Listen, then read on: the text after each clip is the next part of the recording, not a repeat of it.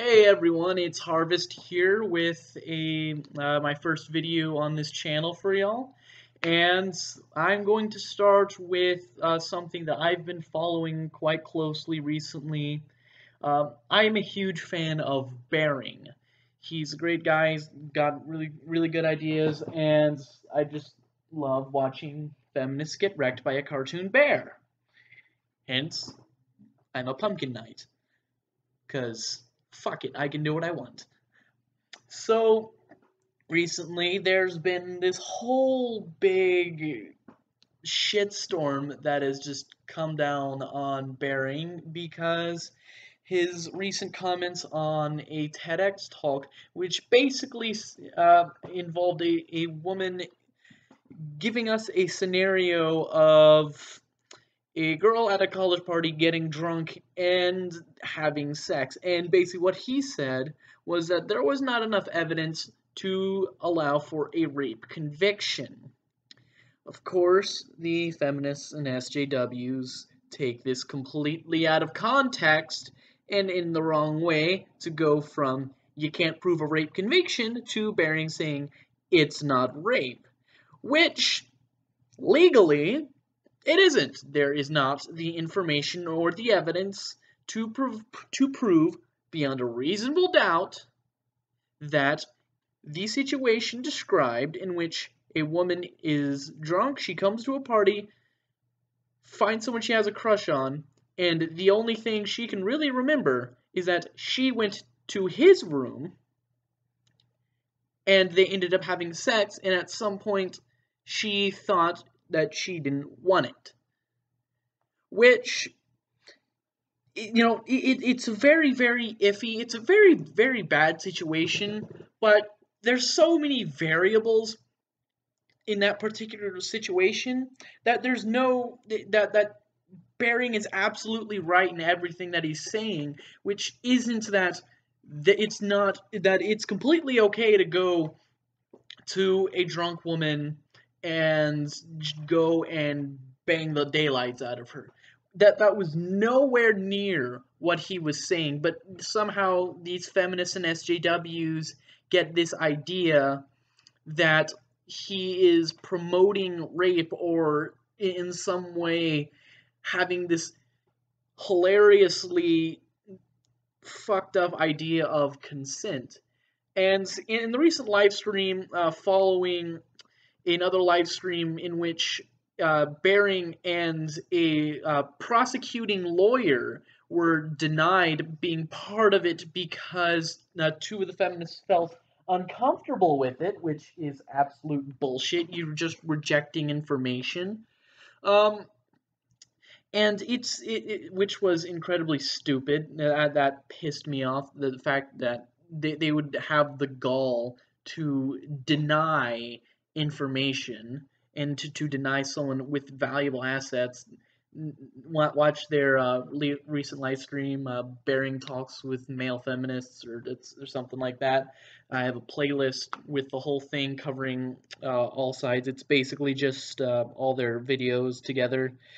Anyone with a logical mind will see it from Bering's point of view, which is essentially not that in that situation it's okay to take advantage of a woman like that, and he says so. He's it's what was said was nowhere near in that if there's a woman who is drunk and clearly not in control of herself, that it is perfectly okay to go and initiate and have sex with that woman. That is anyone with half a mind would know that is wrong. However, what he was saying and what they don't seem to get, what these feminists and SJWs don't seem to get, is not that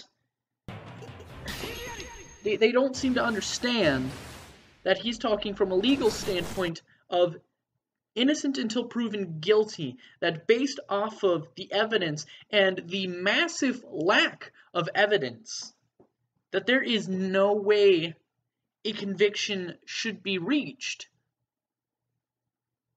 based off of the information given. Because all we are given is a woman, let's call her Sarah, goes to a party.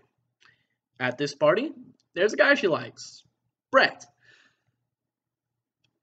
From there, she gets drunk, and there are only a few things she remembers. That she is in front of Brett's room, throwing up in the hallway, and then she's in the room, and they're having sex, and she's staring at a wall, and then she remembers wanting it to stop. And in one way, I can kind of understand these feminists coming to the conclusion that in some way this was rape, but that is based off of such a vast idea of assumptions out of all the possibilities that could have happened, and Baring does do a very good job of going into all the different possibilities of what could have happened.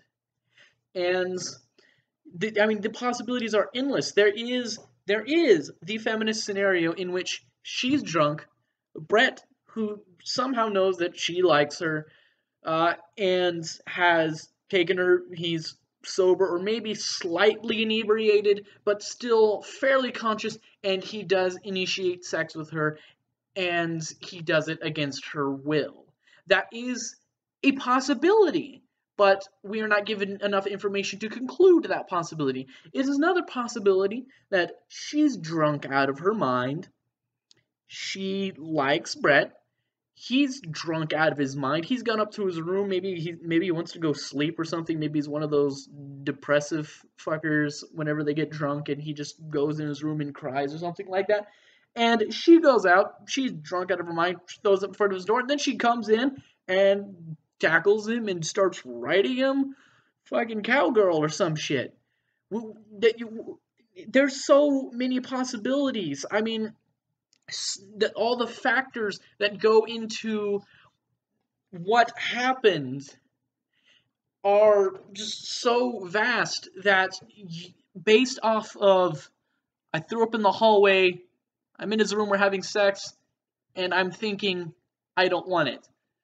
That's not enough information for any sort of legal action to be taken. That in a court of law, those three facts in ideal situations or in any sort of a balanced jury would be very, very highly unlikely to achieve a guilty verdict, because there isn't enough information. The information is completely lacking. The rest is conjecture. We can assume that we know that she does not remember what happened. We don't know. Maybe Brett was super drunk. He doesn't remember what happened. And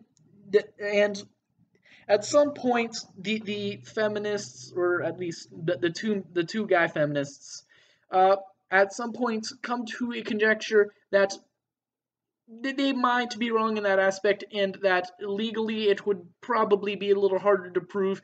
And then they started jumping on Baring about his idea of consent, which they believe basically that consent is ongoing through the act, and that he believes that once initial consent is given, that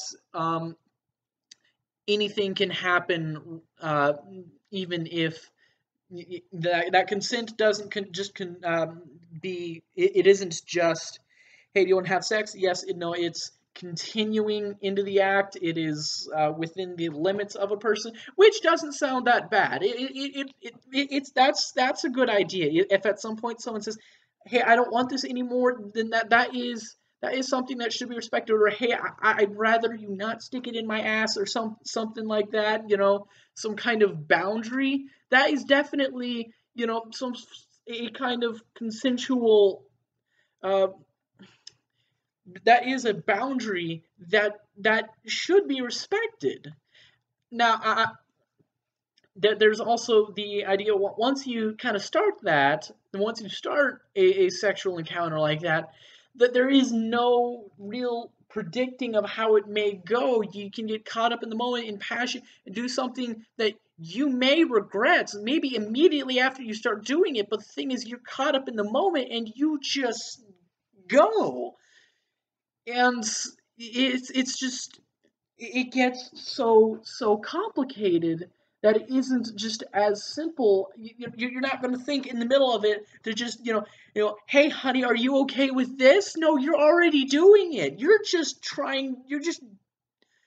pleasing yourself and the other person, or it's just so incredibly complicated that it's hard to keep track of all that. And how many people, if we were put underneath the feminist ideal of consent, would end up being sexual assaulters or rapists or something, because in a mutually agreed upon sexual encounter, initially it starts off okay, but then eventually someone goes outside of the normal boundaries, or gets caught up in the moment and does something that one or both sides regret.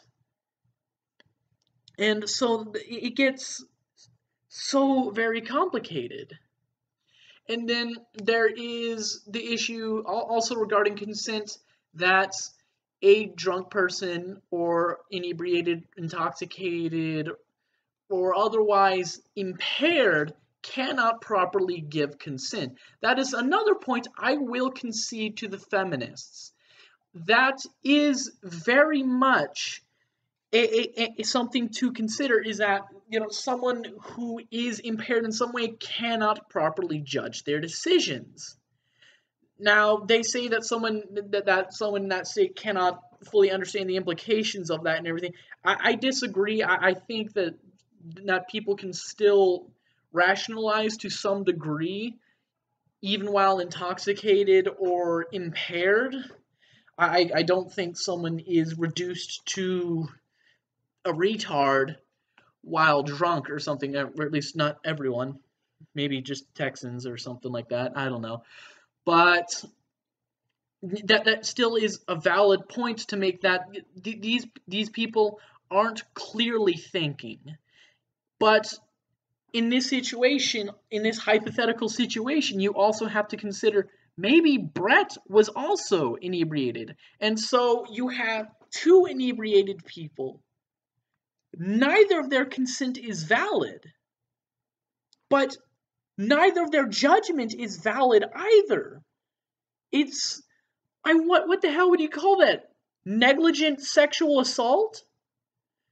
Can you even charge that? I mean, that's two drunk people doing things without actually being there in the head.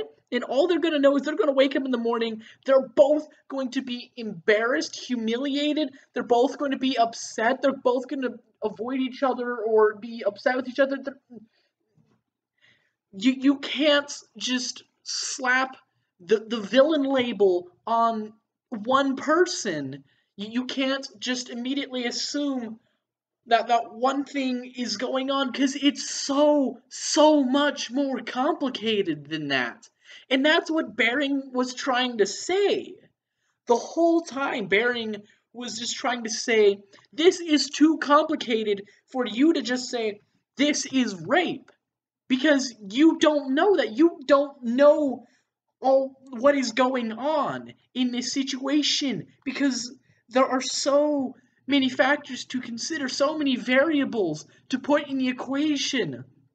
There's so much information missing that you cannot prove anything happened either way, and you can't just slap the villain label on someone. You can't just go and decide someone is a rapist or a sexual assaulter in situations like this.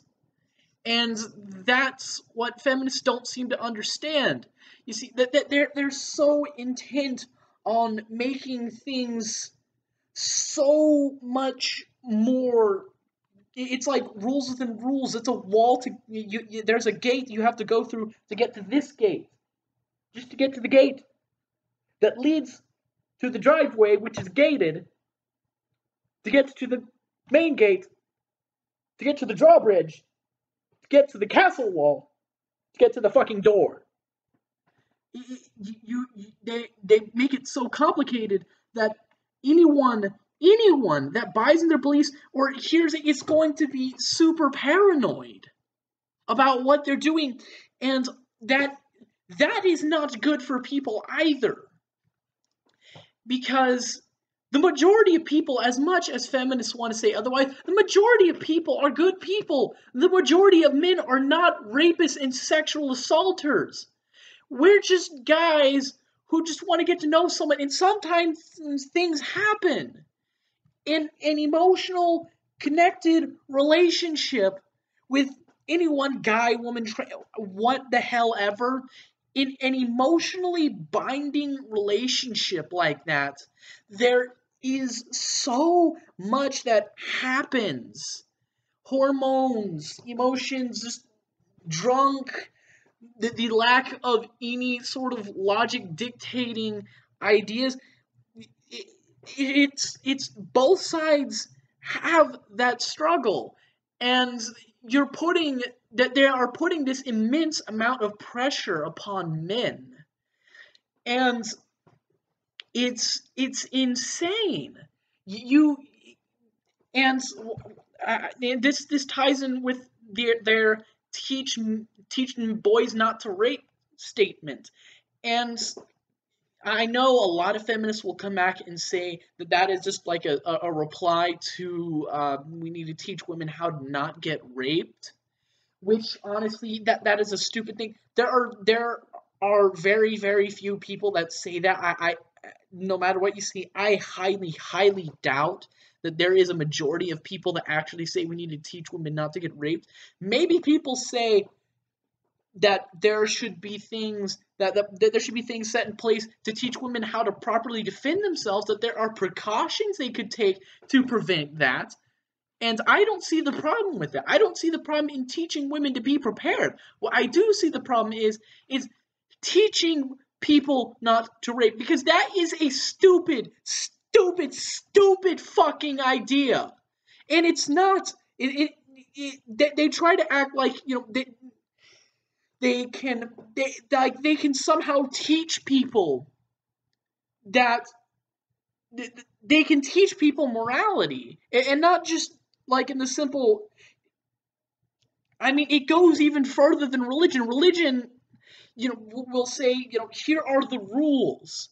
Don't break them. Like the law, here are the rules. Don't break them. If you break them, there are consequences. But these people are literally trying to remove the human nature from humans. They want to teach people not to rape, as if any sick-minded person, through any amount of lessons, is going to think, I want to rape someone because I'm fucked in the head.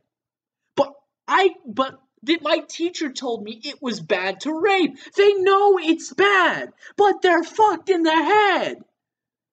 They don't care.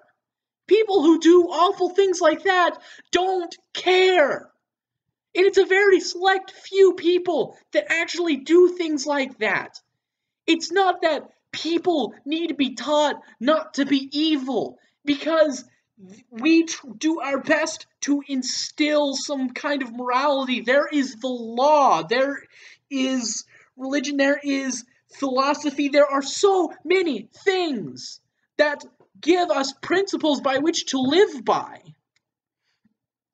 But you cannot assume that you can create this ideal society. You cannot assume, and it pisses me off so much that people think that they live in this idealistic world where you can teach people not to rape, where you can teach people not to kill, where by taking away, and this is a tangent, but but if you take away guns, there won't be as many criminals or something like that. It's logic like that, which is so fundamentally flawed. They seem to forget that the thing about evil is it's fucking evil. It doesn't obey rules.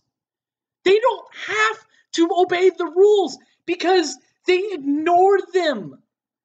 The people who do that, they ignore the rules. They will always do that, and no amount of teaching can change that. That is the nature of evil people. You can't teach people not to rape, because if there are people evil enough to do it, then they are not going to listen to anything that tells them not to rape. They will do it because they want to defy something, because they want to oppress something, because they're fucked. They are fucked in the head. And I don't see why you don't get that. It's not that there are all these people who just go out and there are mass rapes. It's not like the Purge where, like, once a year all men get together and decide, let's go rape every woman we can see. That is not how it works, but you act like that's how it is. You act like this patriarchy is this mass evil society.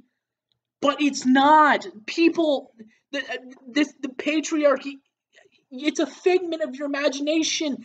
You have this idea that you're like in a zombie apocalypse, but except of zombies, it's rapists. It's just people wanting to fuck everything. But that's not how it is. The majority of people are good people.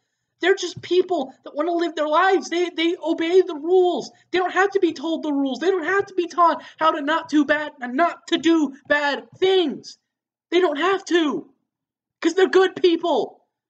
Like most people are. You don't need to explain consent or rape or murder or anything. You don't need to explain that. And if you really think you do, or if there really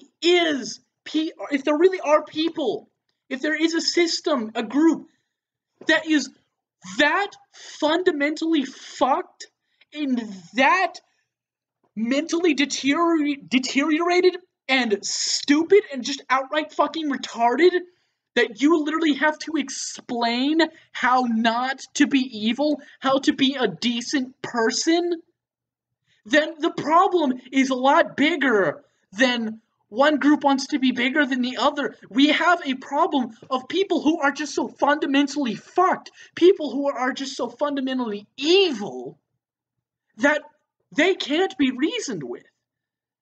So if you really believe that people are that the mass majority of people are so fundamentally fucked, then honestly, your militancy, the people you have who are so militant, the extremists, they're the only ones left to go to. If you are a group who is fighting a perceived oppression, you have two options. Two.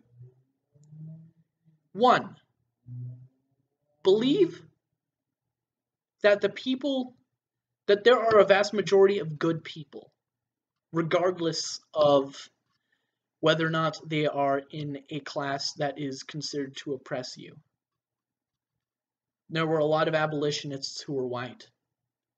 There were Nazis that worked to help Jews. There were Nazis who just were trying to do their duty and didn't know what was going on. There were in every situation where you find a group being oppressed, you also find that there are a lot of good people. And so you're given the option to either see that they're good people and try to be reasonable, and you're trying to find a way to help everyone, or you are left to demonize your opposition. You're made to make, you have to choose that they are monsters, and the only thing to do with monsters is to take them out. And that is what you have to choose, feminists, social justice warriors. That is where you stand. You have to believe either the overwhelming voice of feminism that says men are evil, and it does say men are evil no matter how much you deny it. It says that men are evil, that we are rape machines, that we try to force women into a rape culture, and that all men just want to dominate them, and that we all have some subconscious built-in bias and hatred of women. Or you can choose to be reasonable. You can say there are things that we can fix, and I'd like to discuss how to fix them. Because I think that some of you are reasonable. I think that a majority of you are reasonable. I think there are a few of you that may be the ones driving the oppression that I see. There may be a few people that go out of their way to be awful human beings. But it's not all of you, and I'd like to reason with you. I'd like to see if we can make things better. And so, I challenge you to pick the latter. I challenge you to see that men are not the great evil. That there is not this grand patriarchy out to oppress you. Maybe we have some old-fashioned values that we need to look at. Maybe there are some problems that we need to discuss. But can we just sit down and talk about it? Can we just put down the name-calling and put down the banter and actually try to see if we can come to an agreement, a compromise? Can we try to examine things to look how they really are, and maybe just see that things aren't as bad as they look? Maybe we can fix it. But that's up to you. You have to decide. You have to decide whether you stand in a place where you want to coexist, where you want to show that you can be equal, and that we can treat you as equals, and that men are just as equal to women as women are equal to men, and that neither one is better or worse than the other? Or you have to believe that one is evil, and in the case of feminism, that's men. You have to believe that we are the great evil, that we are the monsters that are oppressing you. And if you stop and think about it, if you actually put a little bit of logic behind the way you're thinking, if you put aside that bias, that hurt that you have, or whatever offense or fear of losing Tumblr followers or some shit, I think you can be reasonable. Maybe you want to still be a feminist, but change what feminism means. And I know a lot of you quote that dictionary definition, but honestly, please look at your following. Because a lot of you because feminism overall, from what everyone has seen, believes that that men that people like me, we're monsters. We're things, we're creatures, we're barbarians. And only you as feminists can change that. Only you as feminists can change your group and make it something better. If you want to stand for something better, then be better.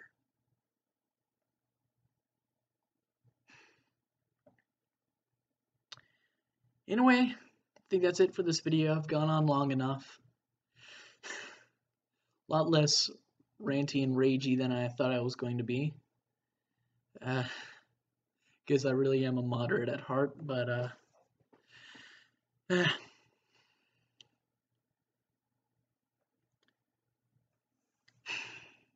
that was a lot that it's kind of been on my mind.